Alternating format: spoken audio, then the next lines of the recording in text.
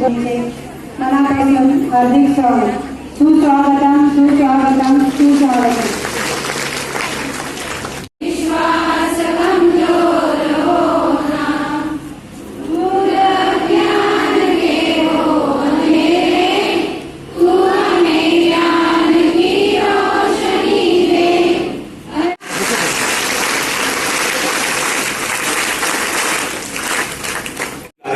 प्रभाग समितीचे झाले आणि आज माझ्याच गावामध्ये हा कार्यक्रम होतोय.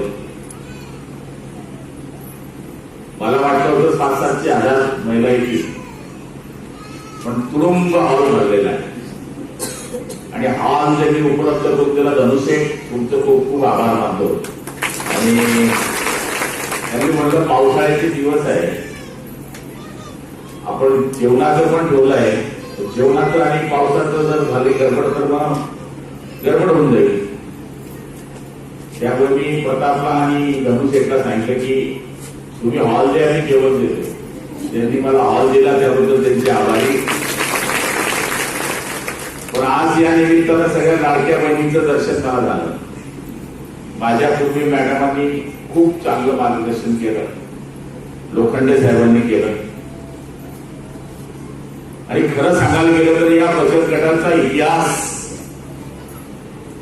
आजपर्यंत झालं कार्य हे सगळं लोखंडे साहेबांनी सांगितलं. या बचत गटाने 8,84,00,000 रुपये कर्ज घेतलं आणि 8,84,00,000 केवलाना यांनी पैसे पूर्ण भरले. हेच कर्ज जर तुम्हाला मला दिलं असतं तर काही करायचं होतं. म्हणून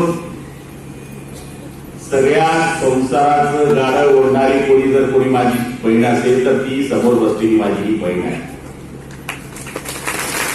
महिला सक्षमीकरणाकरता सरकार, केंद्र सरकार, राज्य सरकार उमेद अभियान आमची बहिणी आता हिशोब देत होती. बोलली तसंही असं कधी आली होती का माझी बहीण व्यासपीठावर? हीच आपला हाच विजय आहे की ह्या आमच्या बहिणी व्यासपीठावर येऊन बोलतात. असं द्या, चुकेल, आज चुकेल, उद्या चुकेल, पण ती आज एवढ्या महिलांच्या समोर येऊन बोलू शकते ही साधी गोष्ट नाही आहे. नाही तर चूल आणि मूल याच्या व्यतिरिक्त काय आहे? पण या बचत गटांमुळे आज सगळ्या महिला बाहेर निघायला लागल्या. खरं सांगू का लाडक्या बहिणी, हा जो तुला भाऊ जोडून आलाय तो फक्त माझ्या लाडक्या बहिणीमुळे. हे तर काही खरं होतं माझं.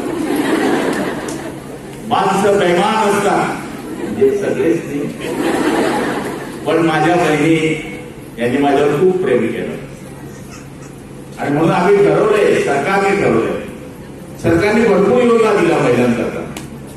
पहिली योजना दिली एसटी मध्ये अर्ज तिकीट.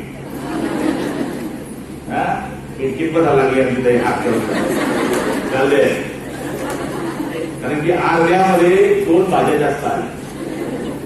पैसे वाचले, माणूस म्हणाला तू चाय बजावणार, मौज झाली तू चाय, लग्न असलं तू चाय बोलून पैसा बाबा द्यायचे.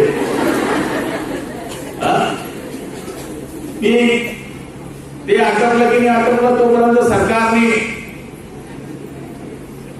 मुलींना मोफत शिक्षण देण्याची एक योजना राखली.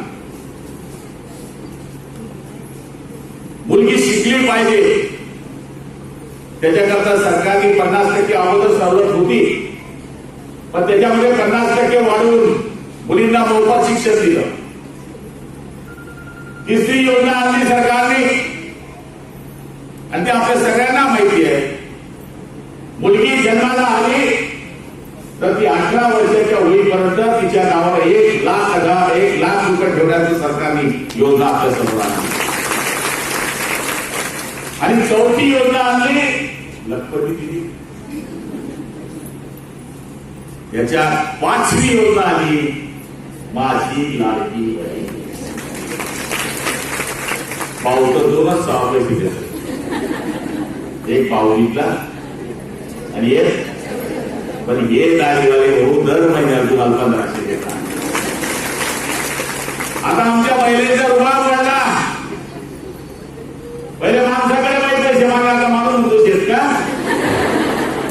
परिस्थिती बदलवण्याचं काम केंद्र सरकार आणि राज्य सरकारने करण्याचा प्रयत्न केला.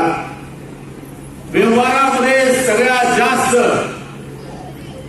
काटकसर, संसारामध्ये काटकसर जेवढे सरकारी कर्मचारी महिला आहेत त्या पुरुषांपेक्षा जास्त काम करतात असं मला 35 वर्षाचा मलाही राजकारणाचा अनुभव आहे. ही जी ताई बसली आहे ही आता सध्या तुमची सीओ आहे, पण उद्याची होणारी पोस्टिंग या ताईची कलेक्टर म्हणून होणार आहे. ही काही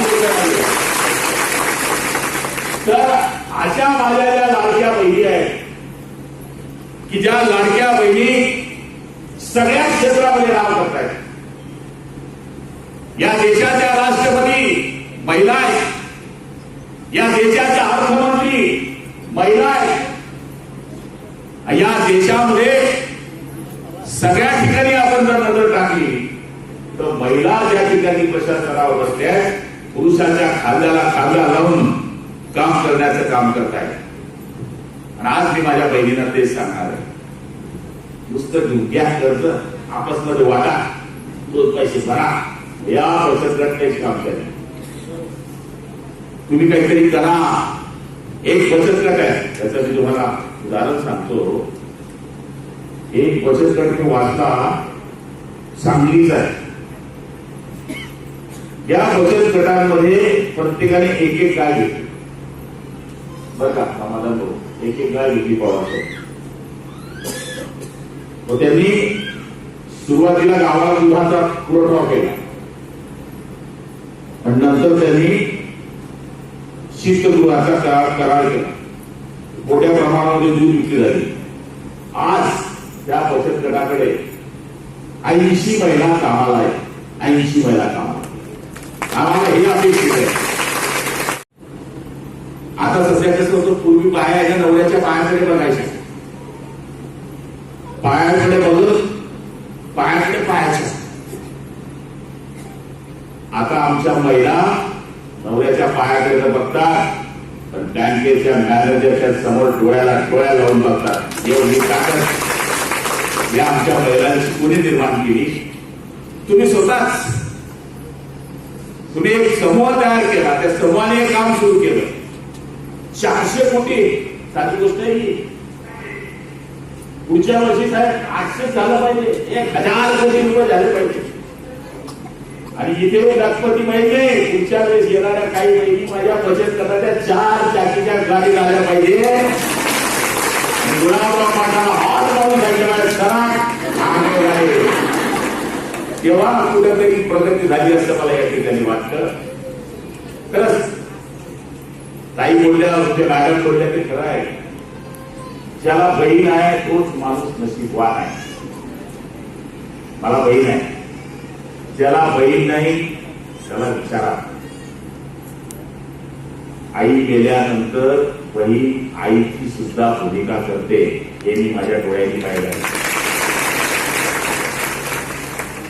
भाऊ कितीही वाईट असला तर नवऱ्याच्या खिशातले पैसे चोरते, माहेरी जाते, त्याच पैशातून साडी घेते आणि माझ्या सासऱ्याकडे आल्यानंतर सांगते माझ्या भावानं साडी घेतली. भाऊ गरीब असला, बहीण श्रीमंत असली, परिस्थिती वाईट असली तर थोडे पैसे जमा करून माझ्या भावाचा संसार उभा राहावा याच्या करता ती कायम मदत करते. भावाने किती तिच्याशी वाईट वागलं तरी ती मनामध्ये न ठेवता त्या भावावर अतोनात प्रेम करते. आणि नुसता भाऊ आला एवढं तरी माहीत पडलं, हातचं काम सोडून दरवाजावर जाते की माझा भाऊ आलाय. मला तरी असं वाटतं की ज्याला बहिणी आहेत तो माणूस 100% नशिबवान आहे. मला तरी आज एवढ्या बहिणी बघायला मिळाल्या माझ्या आयुष्यातही सगळ्यात मोठी कमाई असं मी या ठिकाणी मानतो. बेटी बचाओ बेटी पढाओ हे जे अभियान चाललंय, सुकन्या समृद्धी योजना हे जे अभियान चाललंय, महिला आर्थिक विकास महामंडळाकरता सरकार प्रयत्न करत आहे. महिलेकरता हेल्पलाईन हा कन्सेप्ट सुरू झालेला आहे आणि स्वयंस्वयंस्था बचत गट नावाचा जो काम आता देशामध्ये सुरू झाला आहे, त्या प्रवाहामध्ये सगळ्या महिलांनी सक्रिय भाग घेतला पाहिजे. मी तर आमदार आहे, मंत्री आहे, मग अशा कोणती महिला नाही इथं की ती गुलाबभाऊला ओळखत नाही. या गटामध्ये मी जिल्हा परिषदचा सदस्य होतो, या गटामध्येच मी पंचायत समितीचा सदस्य होतो, याच भागामध्ये मी 5 वेळेस आमदार झालो, तर त्याच जागेवर मला मुलगा जिल्हा परिषदचा सदस्य होता. त्यामुळे सगळ्यांनी पाहिलंय. त्यामुळे प्रत्येक घराशी माझा संबंध आहे, प्रत्येक गावाशी संबंध आहे. म्हणून तुम्ही नेहमी काय म्हणतात, मला गुलाब म्हणत नाही, भाऊ म्हणतात. आणि भाऊचा जर उलटा अर्थ केला तर मी कायम तुमच्या मागे उभा आहे, एवढं वचन देण्यासाठी आपल्याला उपस्थित आहे. बहनों के हौसले की ये ऊंची उड़ान है, बहनों के हौसले की ये ऊंची उड़ान है. यहाँ की हर बहन आज आत्मनिर्भर पहचान है. मगर जब भी जरूरत होगी किसी कंधे की, तो पीछे खड़ा उनका गुलाबभाऊ हमेशा तुम्हारे लिए तैयार है. त्यामुळे आमच्या सगळ्या बहिणींना ही खात्री देतोय की आम्ही एक मॉलचं भूमिपूजन आता करून आलो. मॉलचा अर्थ काय, तुम्ही बचत गटमध्ये माल तयार करता, विकायला लागाय का नाही. पाळजी मार्केट आहे, आता आपण तिथं सगळे दुकानं उभं करणार. जे बचत गटाचे माल तयार होणार त्याला विकण्याकरता आम्ही तिथे करणार. तुम्हाला वेगळी घ्यायला भाव आहे का नाही, तो तिथे तुम्हाला स्पेशल भावावरती बांधून देणार, तिथे तुम्हाला मीटिंग घेता येईल.